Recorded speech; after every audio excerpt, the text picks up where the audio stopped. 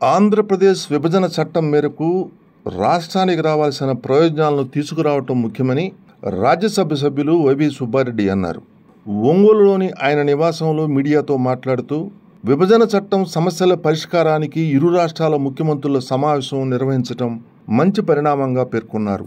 రాష్ట్రంలోనూ కేంద్రంలోనూ ఎన్డీఏ ప్రభుత్వం ఉన్న నేపథ్యంలో రాష్ట్రానికి ప్రత్యేక హోదా సాధన కోసం కృషి చేయాలన్నారు. ఇసుక ఉచితంగా ఇవ్వటం సంతోషమే కానీ అది ఆచరణలో సాధ్యమేనా అని ప్రశ్నించారు.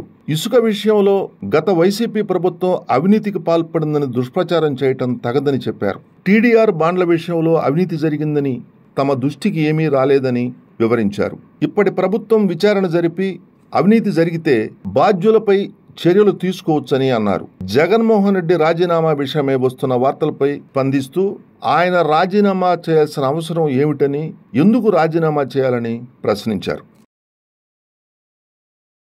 ఎవరు ఏమడిగినా విభజన చట్టం అనేది ఒకటి ఉంది. విభజన చట్టం ప్రకారం మనకి ఇచ్చిన హామీలన్నీ అమలు చేయాల్సిన బాధ్యత కేంద్ర ప్రభుత్వంపై ఉంది. వాటి మీద పోరాటం చేయాలి.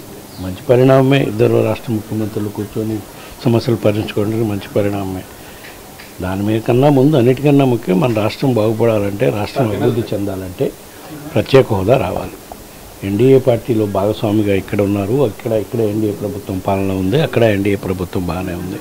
ప్రత్యేక హోదా కార్యక్రమం తీసుకొస్తే మిగతా తెలంగాణ రాష్ట్ర సమస్యలు డెఫినెట్గా మంచి వాతావరణంలో ఇద్దరు ముఖ్యమంత్రులు కలిసి కూర్చొని పరిష్కారం చేసుకుంటే మంచిది. నిన్నే మొదలుపెట్టారని చూసా పేపర్లో. నువ్వు ఇప్పుడే బ్రహ్మాండంగా నిర్మాణాలు మొదలైనవి నువ్వు చెప్తుంటే ఎట్లా?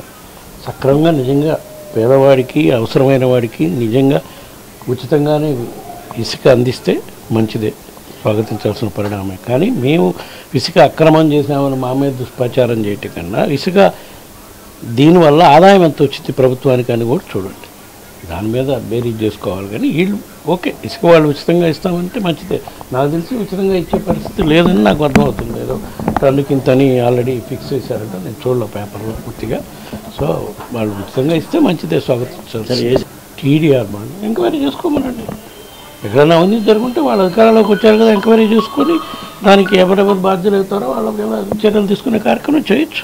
దానికి ఏమి ఇబ్బంది లేదు. ఎక్కడ మాకు తెలిసి టీడీఆర్ బాండ్ల విషయంలో మా ప్రభుత్వం అధికారంలో ఉన్నప్పుడు అవినీతి జరిగిందని మాకు ఎక్కడ లేదు, జరిగిందని మేము అనుకోవట్లేదు.